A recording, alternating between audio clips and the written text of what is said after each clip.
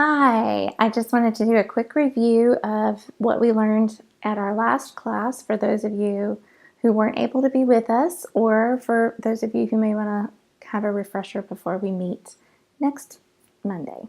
Okay, so here is the treble clef. I feel a bit like a weatherman.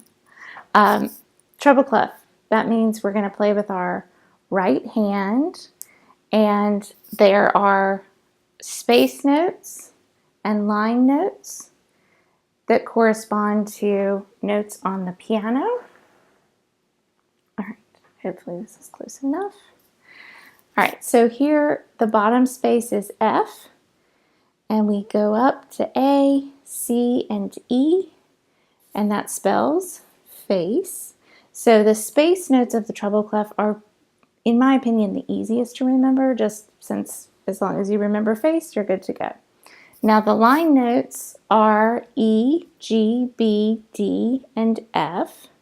You'll notice it's also going alphabetically. So we have E, F, G, A, B, C, D, E, F, and so on and so forth. So if you remember face, the space notes, and you don't remember an acronym or something for the line notes, you can always figure out the line notes from knowing the space notes, right?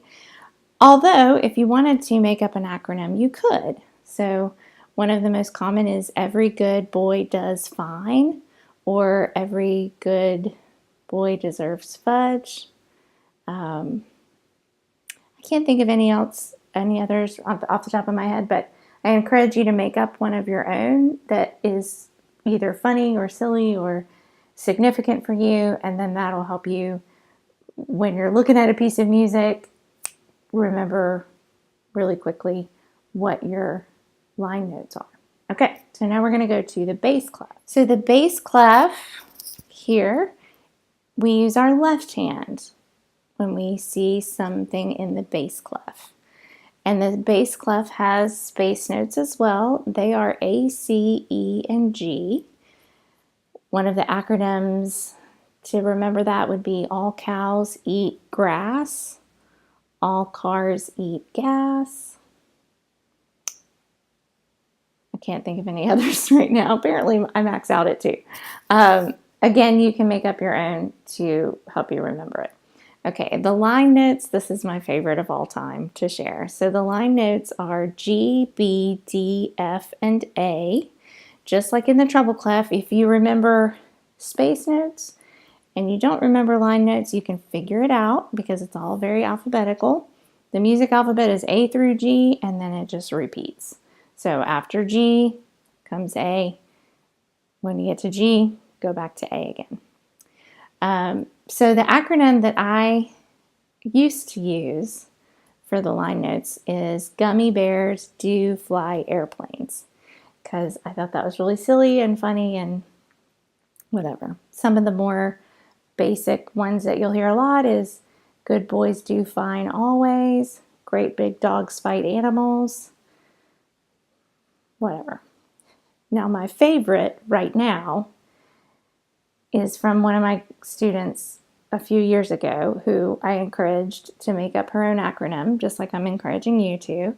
And her acronym is Girls Believe Dads Fart a Lot. I just think that's hilarious, and it now is unforgettable for me. So if that works for you, great. If it doesn't, come up with something of your own.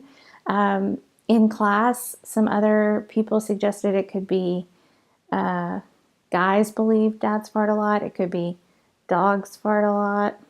You know, whatever. You can come up with your own variation, but I thought that was hilarious and definitely worth sharing. And the last thing we went over is a little bit of rhythm. Okay, so here at the top we have a whole note. Whole notes kind of look like a donut, and they get 4 beats. And then here we have like a pyramid going, so then we have 2 half notes. Half notes get 2 beats apiece, and so the reason there are 2 is 2 plus 2 is 4. So 2 half notes is the same as 1 whole note. Now we have below that quarter notes, Quarter notes get 1 beat. Here are eighth notes. Eighth notes individually are half a beat, so 2 eighth notes equal 1 quarter note. And then below that is 16th notes, and then you can imagine it just gets crazier and crazier from there. So this is the longest note, and then they get shorter and shorter as we go. And then over here we have the corresponding rests. So a rest in a piece of music tells you you don't do anything. It tells you to take a break, don't play. So a whole rest is going to be below the line and looks sort of like a hole in the ground. A half rest looks like a hat. Quarter rest looks like a squiggly line. An eighth rest is kind of like a 7, and then the 16th has 2 flags. And then, of course, it would get, again, more and more bizarre as we go. So that's a pretty basic overview of how to read the notes in the treble clef and the bass clef, and then some of the basic rhythms that you'll encounter in a piece of music. I hope that helps. I'm definitely available if you have any questions. Just shoot me an email or a text. And otherwise, I'll see you Monday night.